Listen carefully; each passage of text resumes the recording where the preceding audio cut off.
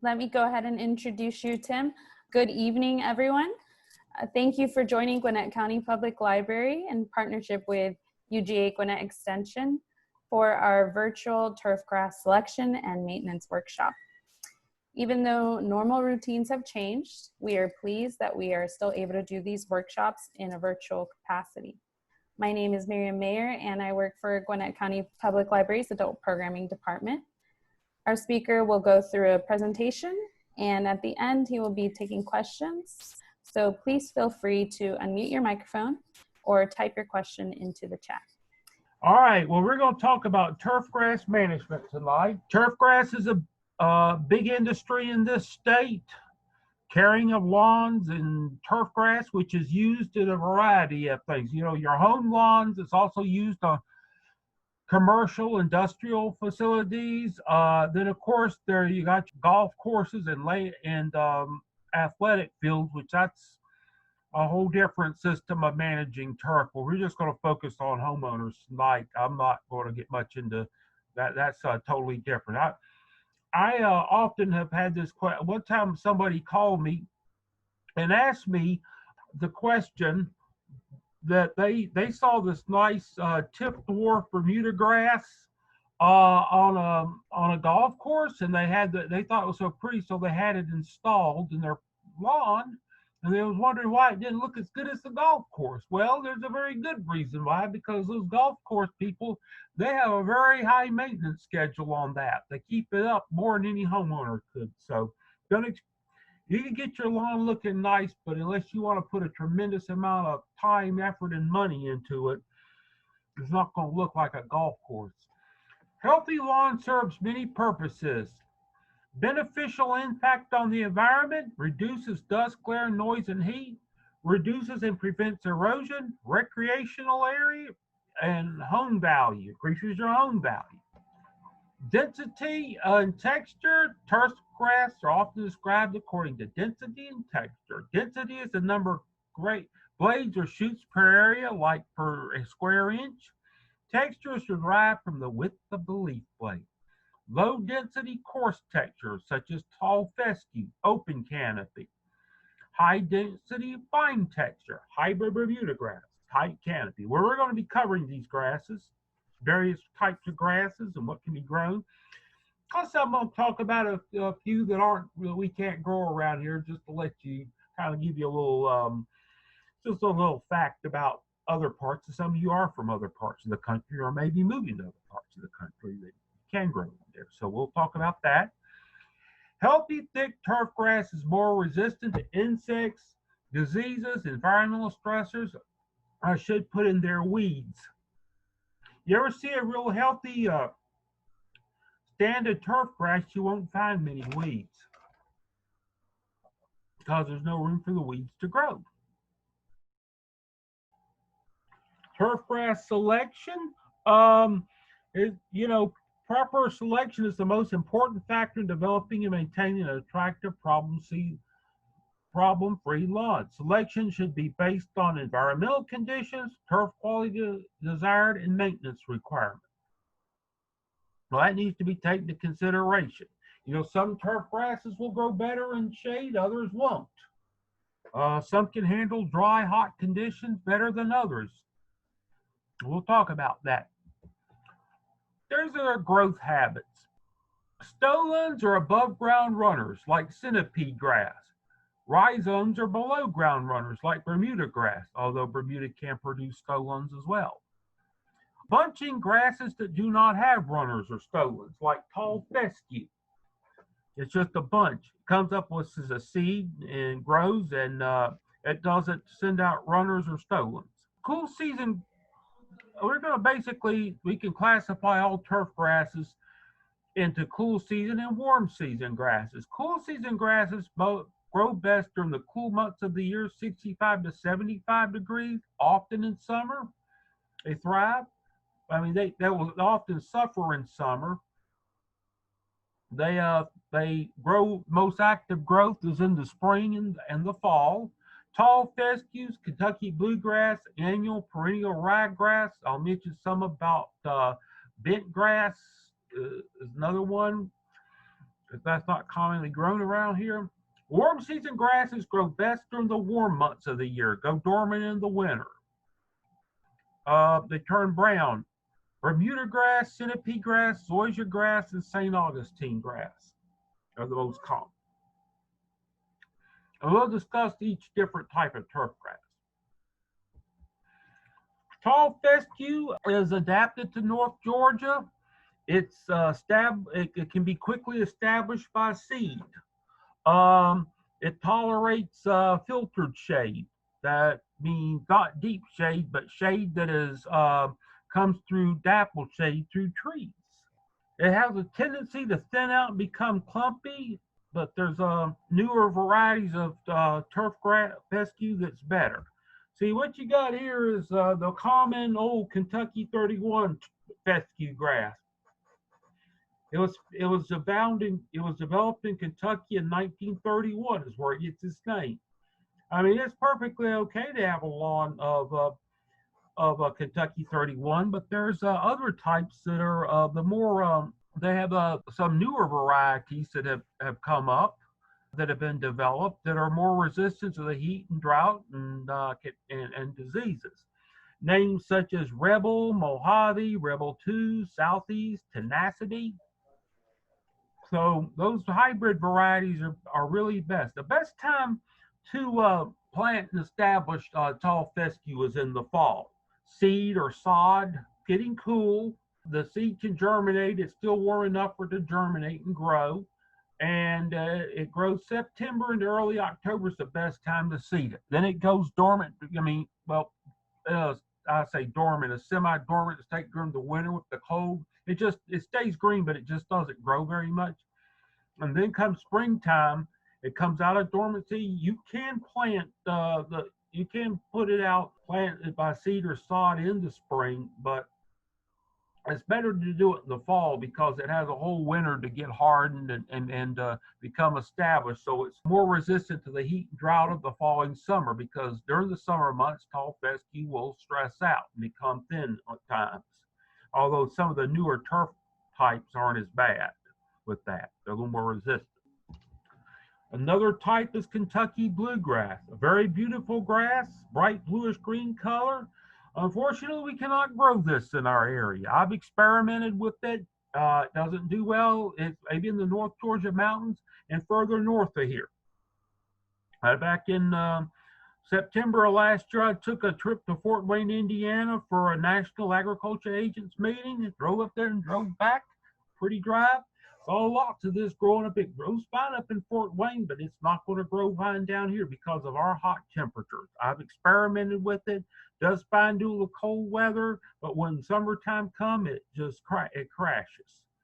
So unfortunately, I know there's in recent years there was like something called thermal blue, Kentucky bluegrass that was they said was better adapted to our area, but it really didn't do that well. So fortunately, this is one we can't grow.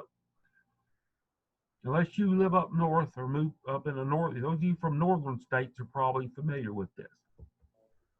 Another cool season grass is Bentgrass.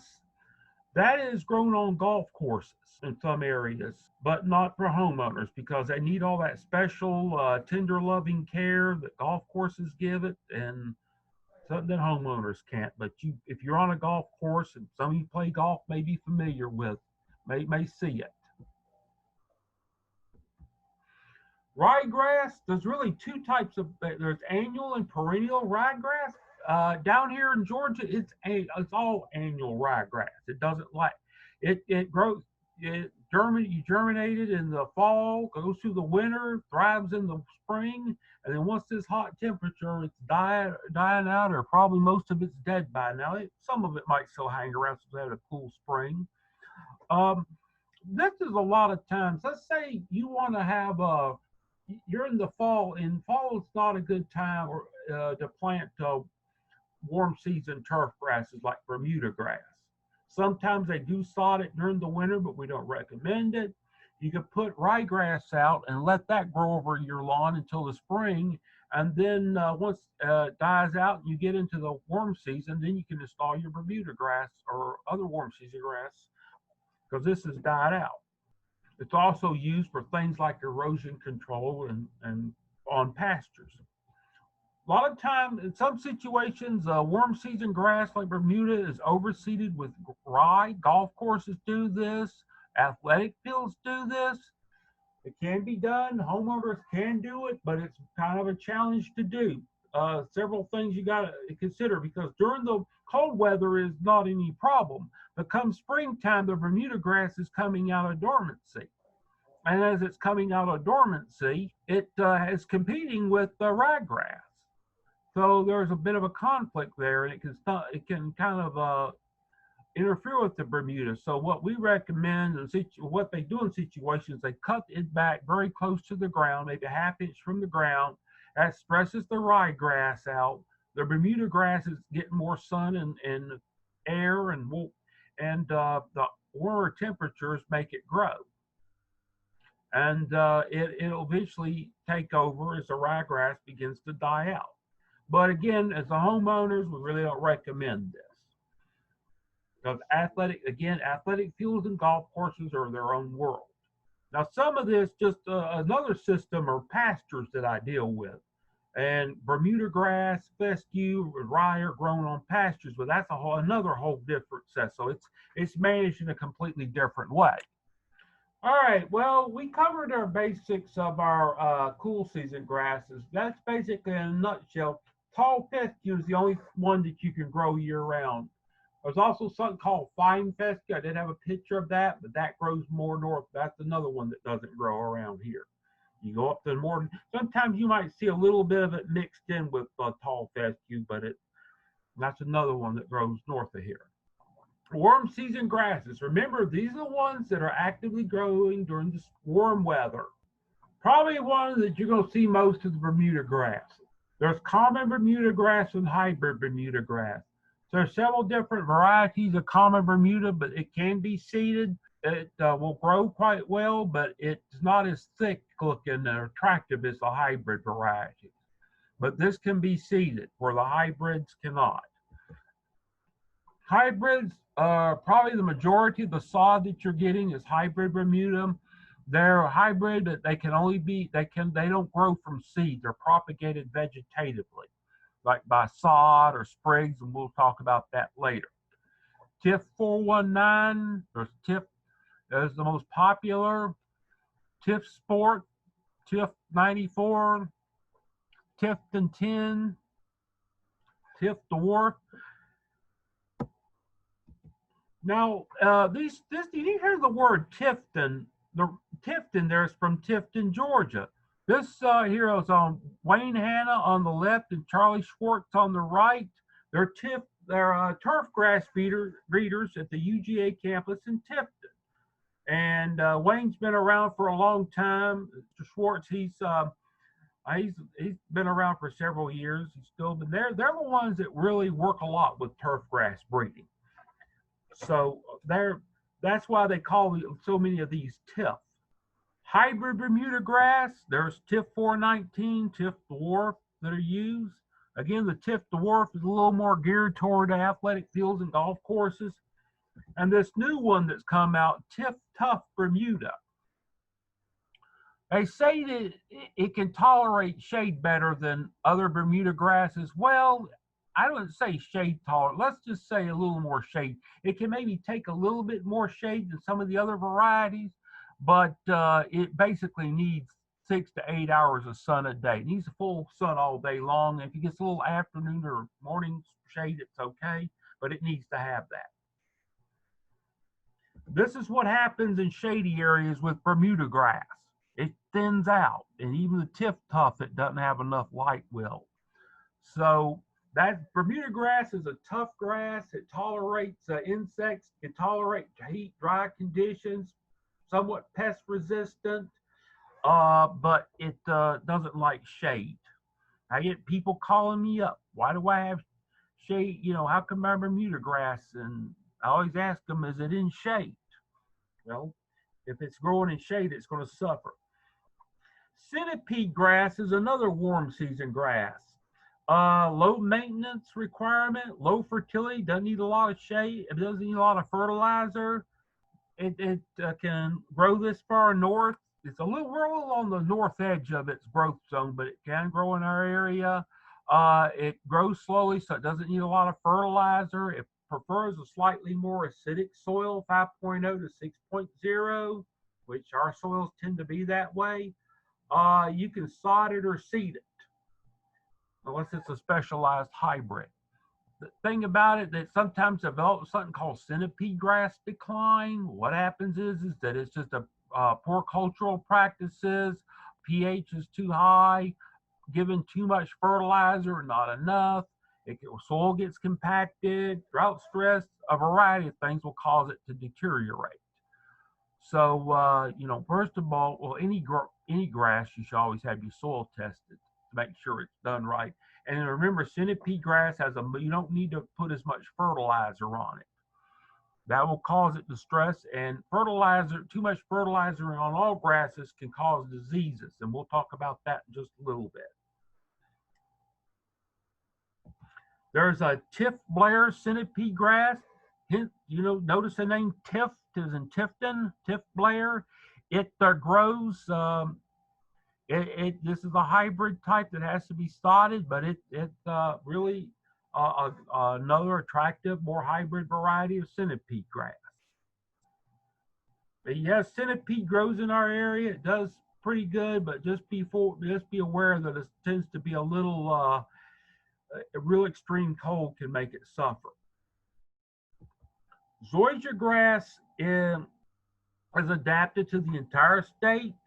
It tends to be a little more of an expensive. I call it the Mercedes of turf grasses.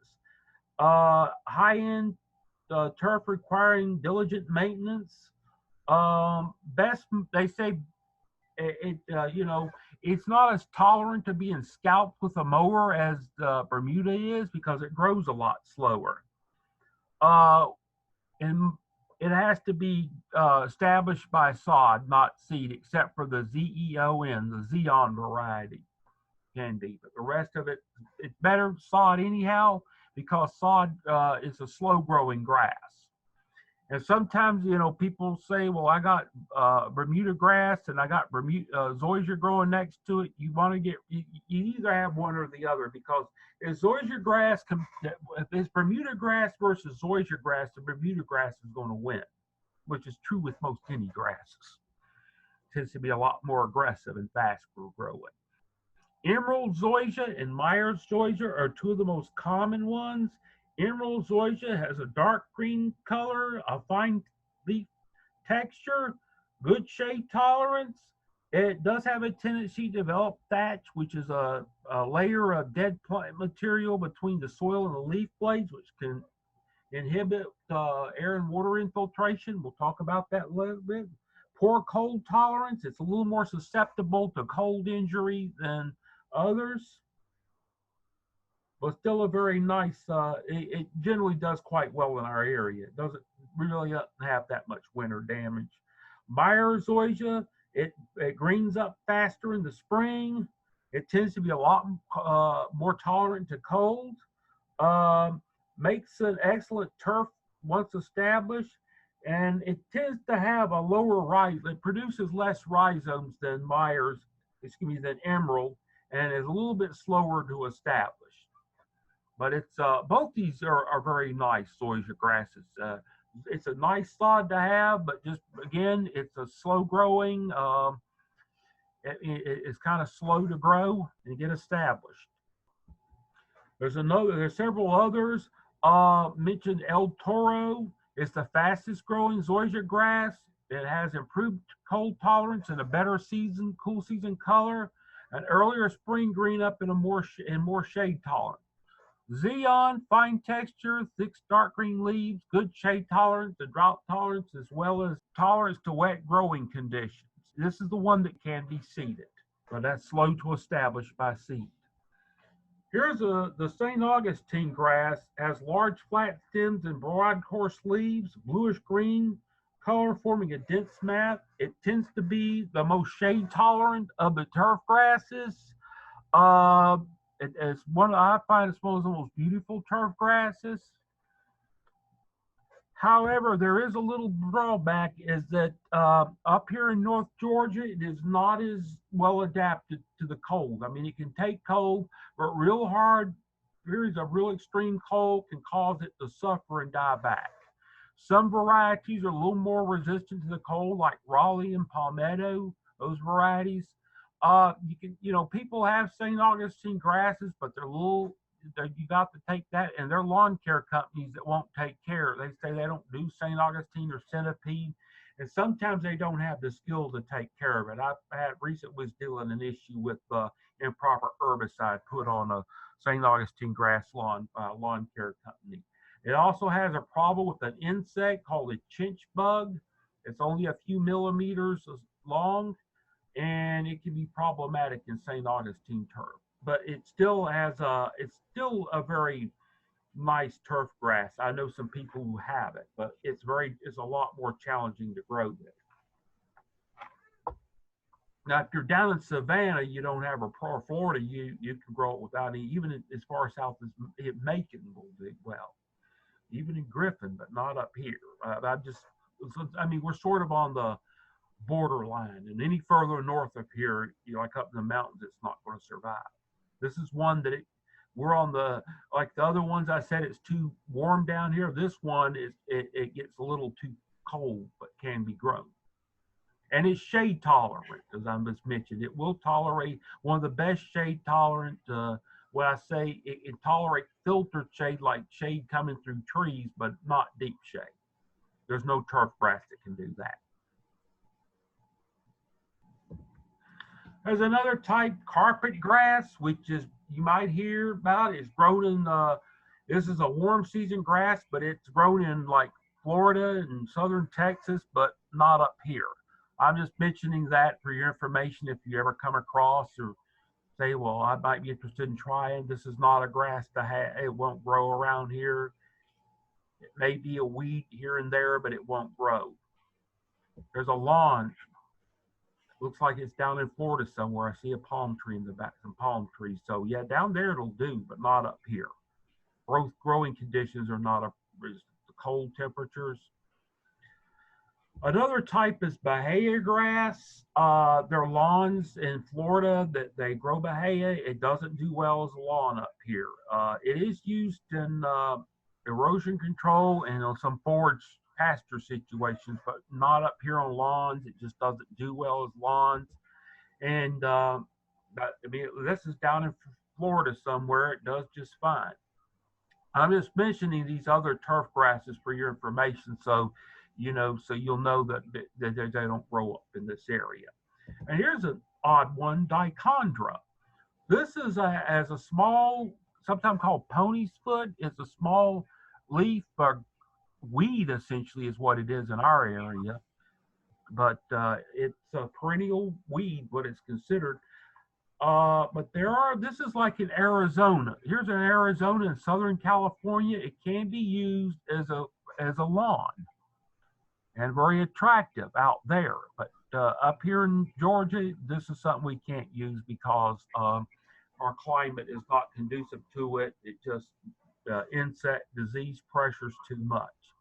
Now there are also little ground covers that they are breeding that can be used in areas. And yes, it does grow as a weed, but not a lawn in North Georgia. So I just mentioned these other grasses to you for your information. I'll talk some of these characteristics in comparison. When it comes to leaf texture, tall fescue has the most coarse texture, and down to fine fescue and bentgrass having fine textures. Warm season grasses, as you see, St. Augustine has a coarse texture, broad leaves, and Zoysiagrass and Bermudagrass have the real fine textures. Cold tolerance, all the cool season grasses are tolerant to our cold. I mentioned the bentgrass, the golf courses, it's very tolerant that they grow in some areas. Warm season grasses, it mentions cold, Zoysiagrass and Bermuda are quite cold tolerant, but you look down there at the bottom of St. Augustine grass, it can suffer, as I mentioned before, with cold. Heat tolerance, we'll look at the other way. Tall fescue is the most heat tolerant of the cool season grasses, and the warm season Zoysiagrass and Bermuda grass. I see where they have Bahiagrass down on the bottom, but is the lowest, but it thrives in hot conditions down in Florida. So I don't know why that was put there, but not up here. It doesn't grow up here. Drought tolerance. Look, in our area, tall fescue is the most drought tolerant. Notice there, bentgrass low tolerant to drought. So on those golf course greens, basically putting greens they have, they got to pump a lot of water to that during the summer months. Warm season grasses, the Bermuda grasses, especially the hybrid Bermuda grasses, once they're established, are quite drought tolerant. So even down Centipede, say St. Augustine, Centipede, they're all quite tolerant of drought. What happens with a lot of the warm season grasses that during the hot temperatures, if we have a long dry spell, they'll just go dormant unless you give it extra water. It doesn't really hurt them. That's just their way of handling it. I often tell people, if you have an established warm season lawn like Bermuda grass, hot, dry, we have a dry spell, make sure you water ornamental shrubs and flowers, your vegetables that need it or more likely to need it, and just let the grass, it'll bounce back on its own. Shade tolerance, you know, you can see there, tall fescue is can handle shade. Filtered shade, again, I mentioned it's not the deep shade. And then warm season, we have St. Augustine and Zoysiagrass, which is the most shade tolerant. And of course, Bermuda grass at the bottom, it doesn't tolerate shade. Penningtons, this is example. Seeding's one way to put out. You can do that with some of the cool season grasses. The fescue, tall fescue is seeded. Common Bermuda grass, common centipede, and that Xeon variety of Zoysiagrass. As I was mentioning, St. Augustine grass is all sodded vegetatively. There's no seed for that. Planting man bulb, we mentioned seeding is the most common among homeowners, least expensive. Sodding is expensive, but provides an instant lawn. Sprigging is using small pieces of grass and planting it in the soil. Show that in just a minute. Mostly athletic and golf course construction. Plugging is individual sod pieces or plugs at measured intervals. So, you know, we mentioned these are the ones that can be seeded. And of course, Pennington, I'm not endorsing that variety, but there's a lot of ones, but they have a lot of seed and a whole bunch of seed of everything. And other grass companies as well. Sod installation tends to be more costly, but you have an instant lawn. Now, when you're getting sod, you need to make sure it's good quality. I'll talk about certified sod and seed in just a minute. But when you put the sod out, it needs to be fresh. Don't leave it laying out in the sun for several days and then put it out. See, in the background on the left pictures, you see those are pallets of sod, and that needs to be put out as soon as it gets out. Now, if for some reason you get a few pallets of sod, a pallet of sod or something, and you can't put it out immediately, make sure it's in a shaded area and give it some extra moisture. I know I said Bermuda doesn't like shade, but just to hold it as sod for a few days, if you have to, because if it's left out in full sun, it'll suffer. I know some athletic field that was being sodded, and they called me up and said, well, the company that was doing it, they left that out 7 pallets of this Bermuda grass sod, and they left it out in the sun several days over the July 4th weekend. Well, guess what? A lot of that sod was dead, and they had to get more. So it's a good way to prevent problems. Sprigging is laying sprigs in furrows 2 to 3 inches deep, 3 to 6 inches apart, covered with topsoil. Also, it can be broadcast over a prepared bed and top dress. Top dress is adding extra soil.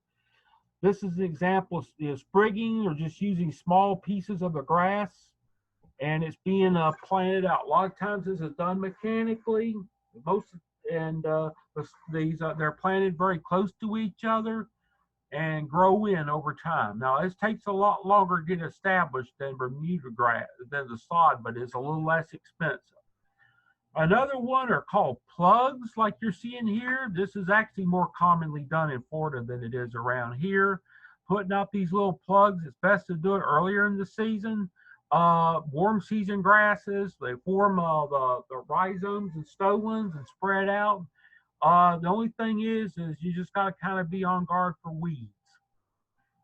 And putting a pre-emergent out, there you would need to read the label because sometimes pre-emergence can stunt the roots of newly developing plants of grass. So those are the ways it's established. I mentioned about Georgia certified turf. It is true to variety and to type. So if they say it's Rebel tall fescue, then that's what it is. No noxious weeds. It doesn't have any bad weeds. It's still inspected by trained agronomists or Department of Agriculture, as well as the Georgia Crop Improvement Association, are the two that work with this. And it needs to be, usually your seed is certified. You buy a bag of seed at the store, it's certified. But if you're getting sod, if you're going to lay it yourself, make sure that whoever you're buying that sod, you ask for a proof of certified sod. Or if you have a landscape company putting it out, they need to show you that that's been certified by one of these organizations. Some years ago, I had a landscaper call me up and said he put out 10,000 square feet of Myers zoysia, and he had nothing but nutsedge, which is a noxious weed, kind of a grassy-like weed. Sent me some pictures, and all I saw was nutsedge, very little grass. I said, get some Roundup and spray it out. But Roundup is non-selective. It'll kill the grass. I said, well, you don't have much grass. You got nothing but nutsedge. I said, did you buy certified sod? Was it certified? And the guy said, well, no, but it was cheap. Now you know why it was cheap. If you bought something certified with a little extra money, it would save a lot of heartache. Maintenance. Once a lawn is established, its appearance depends on a sound maintenance program. Fertilization, irrigation, mowing, and cultivation. Irrigation is influenced by soil type of grass, fertilizer program, rain frequency, temperature, wind, and humidity. When it's being watered, you want that water to be hitting the grass long enough for it to penetrate deeply into the root zone. You want to go down several inches. You just don't want to wet the upper inch or so, because if you do that, it'll have a shallow root system and won't be as tolerant. If a deeper root system, it's a lot more tolerant, can tolerate stressors. They say 1 to 1 inch of water per week is what you need for average in lieu of rain. Although a lot of grasses, like I have a hybrid Bermuda grass, and it's never irrigated. Only nature irrigates. And go that way. You know, some like the tall fescues, especially during the summer, will need more irrigation than the hybrid Bermuda grass. Hybrid Bermuda grass is quite drought tolerant, as we mentioned before. Fertilizing turf grasses, you should have your soil tested through UGA Extension, Gwinnett, or every 2 to 3 years. It'll give you the results. It's $8 per sample. I have my email at the end. Of course, we're closed right now due to the COVID business, but we have ways you can get your soil sample. If you can send me an email, I'll give you directions. But it's $8 per sample, and it'll tell you if you have to put lime out to increase the pH. It'll tell you how much you need and what fertilizer. Now, there are 3 numbers on a fertilizer bag. That's the nitrogen, phosphorus, potassium, commonly referred to as the NPK ratio. That tells you what the percentage. Fertilizer programs, cool season grasses need their fertilizer during the fall and in the spring. Once you get past early April, don't put any more fertilizer on tall fescue, because once the weather gets warm, too much fertilizer will stress it. Also makes it more prone to some brown patch disease. And over-fertilized fescue, or any turf for that matter, is prone to these fungal diseases. But it can be very problematic during the summer on fescue that's had too much fertilizer. Warm season grasses need their fertilizer during the growing season. May through August is when you need. If you have St. Augustine grass, don't put any more fertilizer on after end of August.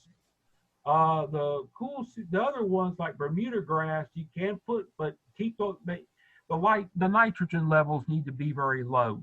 You don't want high nitrogen levels. The phosphorus and potassium, if that's higher, that's fine. That'll be all right. You just don't want what it does is if you put fertilizer on it in the fall, a lot of fertilizer, it will delay it from going into dormancy, and it could suffer from cold damage if you have early frost. Also, it can make the grass, especially the Bermuda grass, more susceptible to diseases. Bermuda grass has something called a spring dead spot. When it comes out of dormancy in the spring, there are these dead circular spots. The fungus attacks it in the fall, causing it to be more susceptible to cold temperatures. In the spring, you'll see and once that happens, you can't put any chemicals out. You have to just let the grass grow back in or resod those areas. It tends to be more problematic if we have a wet fall and a very cold winter. Mowing is a very important task. It's best to mow. I'll show you some mowing heights, but remove no more than 1/3 of the grass blade. Mowing, you see, it needs to have a sharp blade. If the blade is dull, it shreds the end of the grass, making it more susceptible to pests and stress, and also gives it this off-color appearance, like this picture I'm showing you. That was mowed with a dull blade. You probably need to sharpen your blade once or twice a growing season. I know when I did commercial landscaping, we had to sharpen them every day, but we were cutting acres of it. Unless you're cutting acres of it, you don't need to sharpen it every day. Mowing heights. It shows you tall fescue 2 to 4 inches. Common Bermuda grass 1 to 2 inches. Hybrid Bermuda grass 1.5 to 1.5 inches. Zoysiagrass 1/2 to 1.5 inches. Centipede 1 to 1.5 inches, and St. Augustine 2 to 3 inches. Now, in the summertime, if we get into real hot, dry periods, you can raise the mower blade 1/2 inch.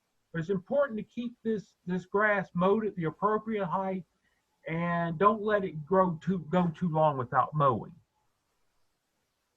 That can stress the grass and make it more susceptible to diseases and pests. There's basically 2 types of lawn mowers. There's rotary mowers, is what most of us have.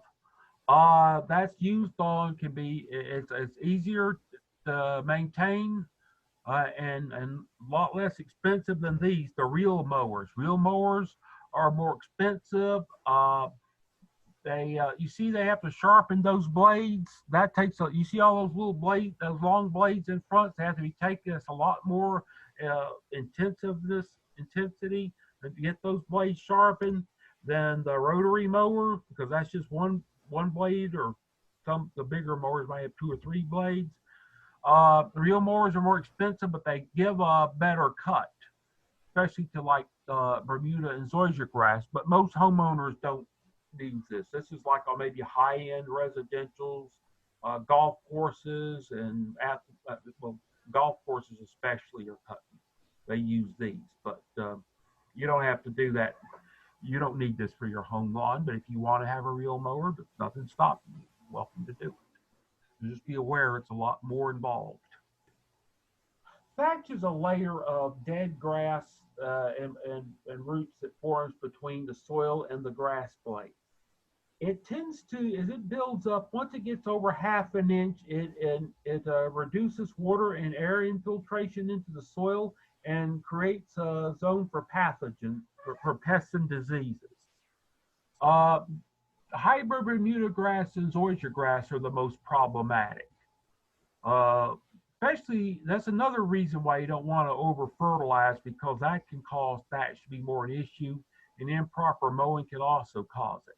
Tall fescue rarely, if ever, has thatch because it's a bunching grass. Really don't have a problem. How do you deal with thatch? Well, there's what they call a vertical mower or a verticutter that cuts the grass and kind of chops it up some and gets rid of the thatch. Another thing you can do is the warm season grass earlier in the season. This is mainly with Bermuda grass. Mow it down real low to maybe 1/2 inch, but don't do that with Zoysiagrass or Centipede, because those are slower growing grasses. And then you cut off the top of it, and what it does is allow the new grass to come out, and it gets rid of some of the thatch. Another way is core aeration. Now, this actually serves a dual purpose. It helps control thatch, but also soil that's been compacted. That's like in the soil particles, there's little pores in between the soil particles, and when compaction is when those soil particle pore spaces are greatly reduced, preventing or at least reducing air and water infiltration and making it harder for the roots to grow. One of the best ways to reduce core compaction as well as to control thatch is use a hollow tine core aerator. Now it goes through and it pulls out all these little soil cores, 3/4 to 1 inch, 3/4 of an inch to 1 inch deep, and throws them out on the surface, and that's fine. Let them stay on the surface. They will break down and add organic matter to the soil. And on a home lawn, it's usually every 3 to 4 years you need to do that. You know, if you got kids playing out there on it, maybe you do it a little more often. I know lawn care companies that do it every year. They sell it to the homeowners. You can do it every year. That's fine. It's not going to hurt, but it's not necessary. Lawn care companies don't like you saying that, but you, the consumer, that's something to be aware. Now, if you're managing an athletic field, that's a whole different management system. They'll have to core aerate 2 or 3 times a year, but you think about a compaction with all those feet running around out there playing ball. Core aeration, what it does is that you see on the left, shallow roots and compacted soil. You have the air that the aeration that makes those holes there, and then you see the deeper root growth and new root growth and then over here after is a healthier lawn, deep roots. Sometimes something called top dressing is done after core aeration. Some people ask me about using sand, and I recommend against sand. What happens is if you top dress over an area that's been corrated with sand, that sand gets down in those holes. It can disrupt water infiltration. It also can make the soil hardened up. So you want to avoid that. If you go to top dress, use some topsoil mix, organic matter mix. They have some that are specially formulated just for lawns. You just scatter about a 1/2 inch over the lawn, and it goes down over the whole lawn. And that comes and adds a little organic matter and makes the grass healthier. You don't want to overdo it because it could smother the grass, but enough to kind of just cover it. I'll mention, I know there's some questions. We're going to take that when this is finished. We'll cover a few more things. Large patch disease.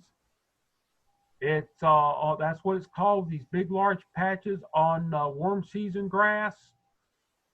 Brown patch disease on cool season grasses. They call that, it's a smaller circles. It's caused basically over fertilization, as I mentioned before. Watering later, it needs to be watered earlier in the day, because if it stays wet as it goes into the evening and night, it makes it these diseases more problematic. Proper mowing and you know, aerating is needed, will help reduce, and there are fungicides, chemicals that can be sprayed on this according to label directions. All pesticides follow label directions that will help suppress the fungus. And something like Spectracide Immunox is one, the Barrett Vance Ortho products, Scott's Lawn Fungus Granules, apply that according to directions. The thing is that once it damages grass, the fungicides won't reverse it. The good news with these two diseases, large patch and brown patch, which is actually caused by the same fungus, it just attacks the grass blades, but it won't hurt the roots or the crown. So if the grass is healthy, it'll come back. It will rebound. Dollar spot disease is another one that can be afflicted on grasses.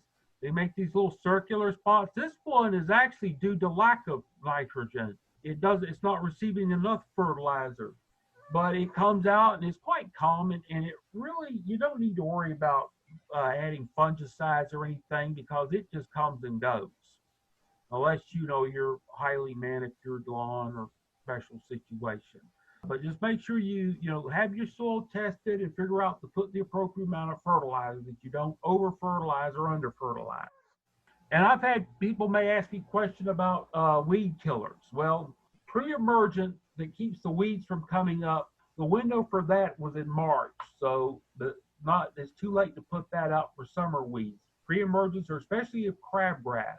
Because once that like grassy type of weeds emerge, they're very difficult to control.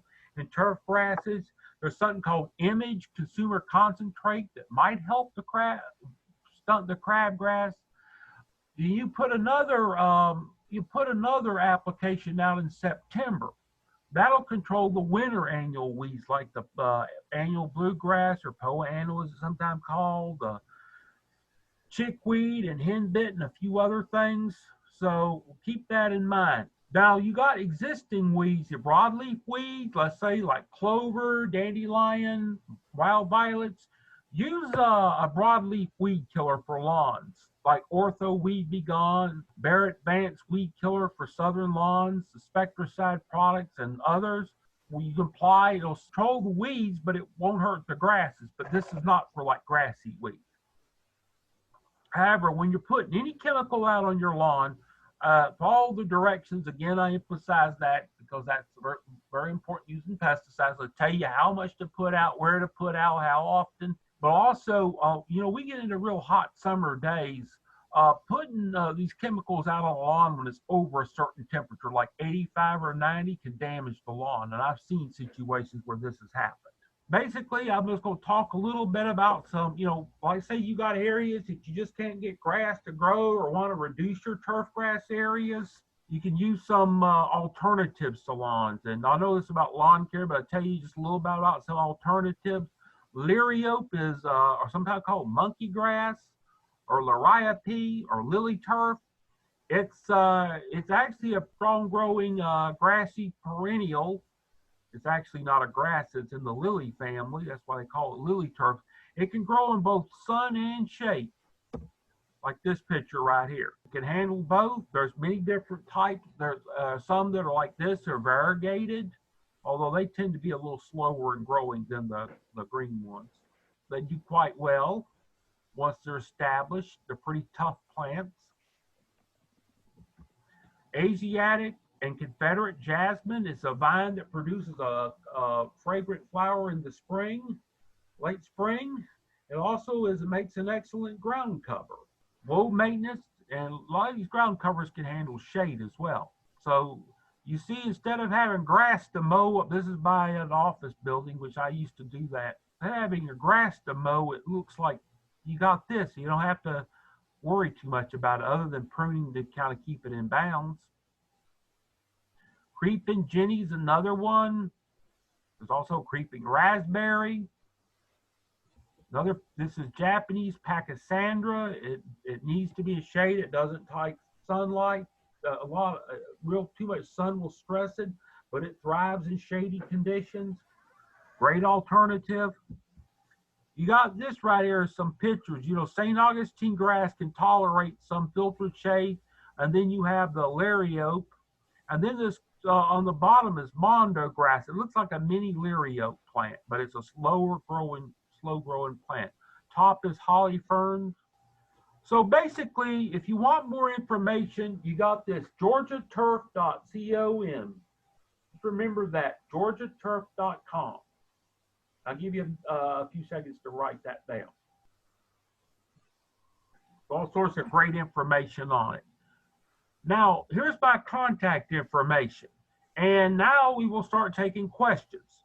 Miriam, could you read me some of those questions? Yes, I can.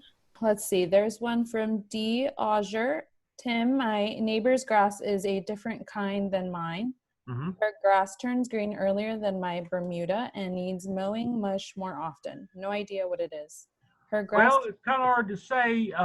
It could very well be a different variety of Bermuda grass is what you're seeing. That sometimes there's some that green up earlier than others. So that might be what you're seeing. Because I was thinking that the other warm season grasses are a little slower, tend to be a little slower to green up. So you have different varieties, but you're on two separate properties, so that's not as problematic. I've had situations where they'll have two, like, you know, you got this one variety of turf grass, a Bermuda grass mixed with another in on a lawn, and there's a section with another variety. One variety greens up quicker, and the other variety stays dormant for longer. So that could create. So I suspect that's what's going on.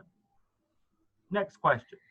All right, we have a question from Allison. Hi, Tim. What is the best weed killing product to use? All right, well, the best weed killing product for the broadleaf weeds or the broadleaf weed killers like those Ortho, Barrett Vance, Spectricide products that I mentioned, they'll control the broadleaf weeds once they come up, spray according to label directions. Pre-emergence in the March and in September, that's usually it's a granular herbicide. Scott's Halts, high yield crabgrass preventer, or some are put out. That's the best thing to do to control weeds and keep your grass healthy and growing. That in and of itself will help reduce weeds. Next question. All right, this is from Barbara Myers. Is Meyer zoysia the most shade tolerant of the zoysia grasses?